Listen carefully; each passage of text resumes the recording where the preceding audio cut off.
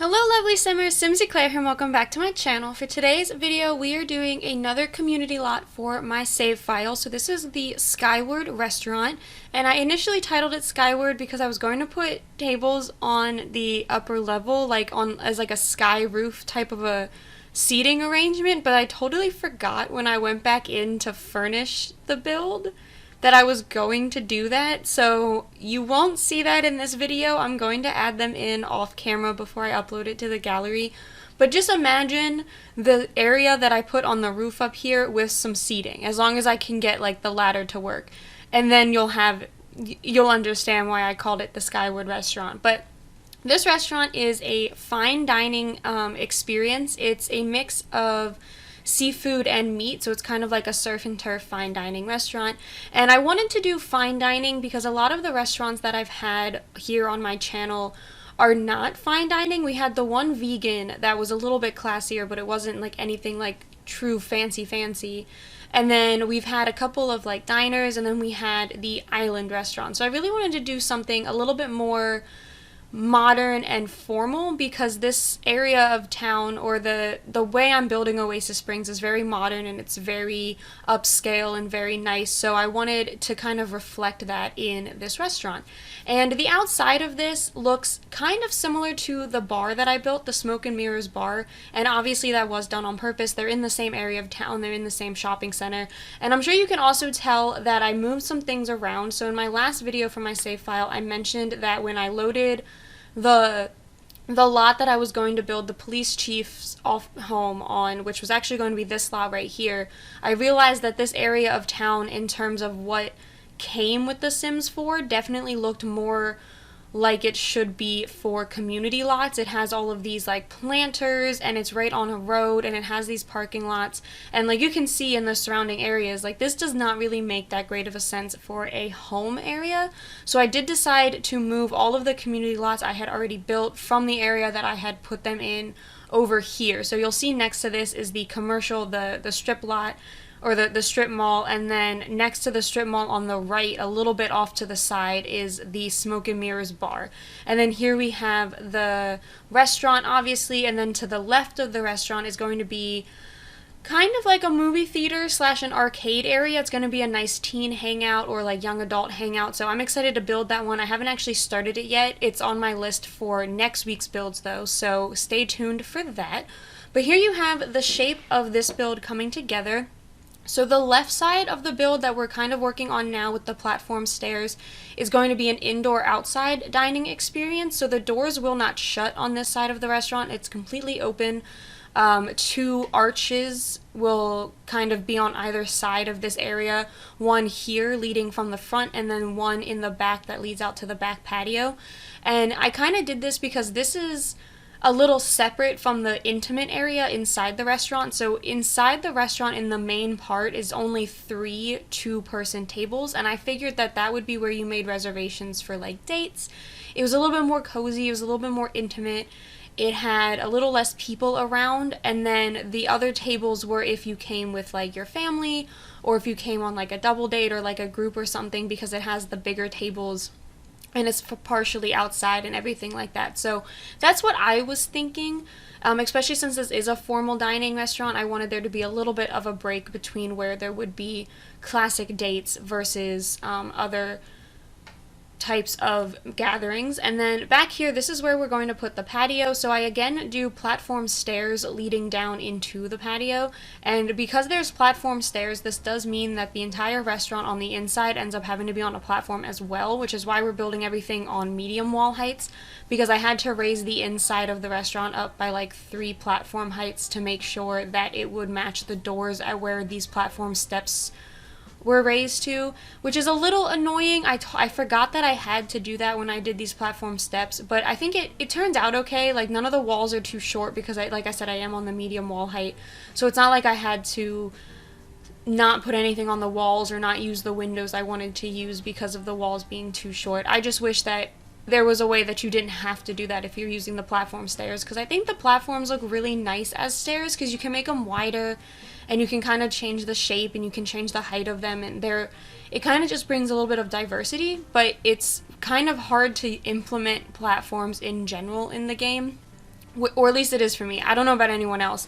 And I've been doing this kind of mini series using YouTube Shorts, where I do a whole bunch of different ideas using platforms in like the short 1-minute videos. So if you haven't seen any of those and you're interested, go ahead and check them out on my channel. There is a short section, but I've kind of been trying to do that to test my own knowledge and test my own strengths and weaknesses with these whole platforms things, because when they first came out I never used them because I hated having them in my builds, but I think I'm getting a little bit more comfortable.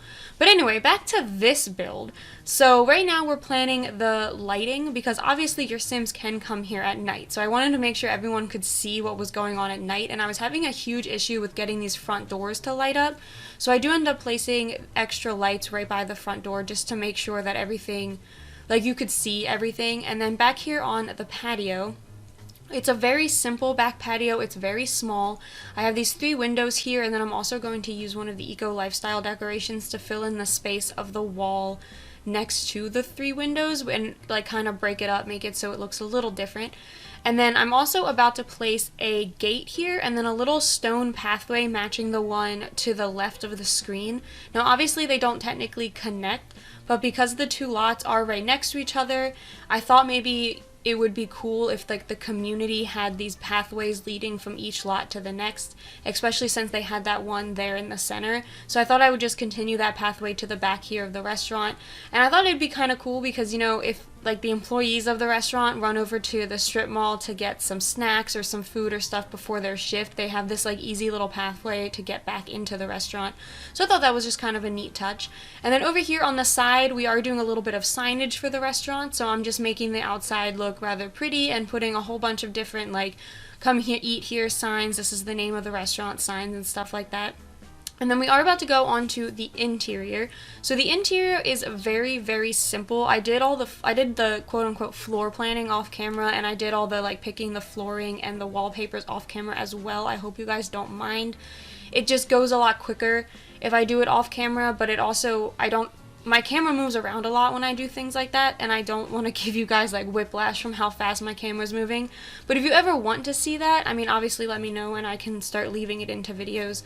But over here we have the hostess station, and then we also have a little bit of a seating area. We have 1 chair here, and then we're going to put a love seat against the wall over here in between the 2 bathroom doors. And then we also have a plant. I really liked how the lighting was coming in while I was building this. Like, it looks like it's going to make such cool pictures. And then I went into build or live mode to take the screenshots, and they didn't really look as good as I thought that they were going to with how the lighting looked here, and I was kind of annoyed by it actually because I was so excited to take the screenshots of that section, and it just didn't work the way I wanted it to. But I mean, I still think the screenshots look really pretty, so it's not like they look awful, it just didn't look as good as I thought they were going to be, so I was a little disappointed. But these are the 2 bathrooms, and you don't technically need 2 bathrooms for functioning restaurants in The Sims, you only need 1. But I think 2 makes a little bit more sense because why would a restaurant only have 1 bathroom? Especially when it has to be shared between employees and customers.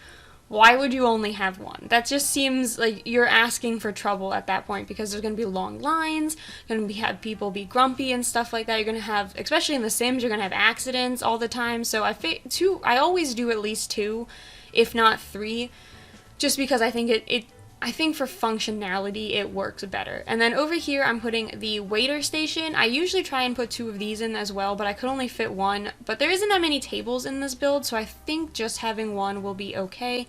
And then I'm using the snowy escape tables because I liked how the wood tone of these tables looked with the flooring I had chosen. I kind of wish they had a tablecloth on them or something to make them look a little bit more fine dining-esque. But I thought maybe this could, since this is like a modern fine dining restaurant, they probably have gotten inspiration from, you know, the exterior of, well, not the exterior, but like their surrounding areas and other places in town and stuff like that, which has a lot of exposed wood. So I feel like it fits the style of the town, even if it's not necessarily very fine dining. And then in here we have the kitchen. It's very, very simple. It's just the chef station necessary to run a restaurant, a refrigerator, a dishwasher, a sink, and then some garbage cans. Now, technically you don't need half of this stuff that I put into this kitchen. Like, you don't need a sink, and you don't need a dishwasher, and you don't need a refrigerator to run a restaurant. But I like to do that because it makes it a lot more realistic, and also whenever I run restaurants in the Sims, my Sims are at the restaurant for like 8 hours a day. So if I have something like a refrigerator that I can get them quick meals and stuff so that they can eat while they're running the restaurant, it makes it a lot easier in terms of gameplay. So I try and add refrigerators and stuff like that. And now we are finishing up the table placements. I am going to be adding some flowers and then eco lifestyle candles to every table as well, just to give, you know, all the tables a little bit of a final touch. But besides that, that is it for this build. So I hope you all enjoyed this one. If you did, please be sure to leave a like and subscribe to my channel, and I will see you all next time. Bye!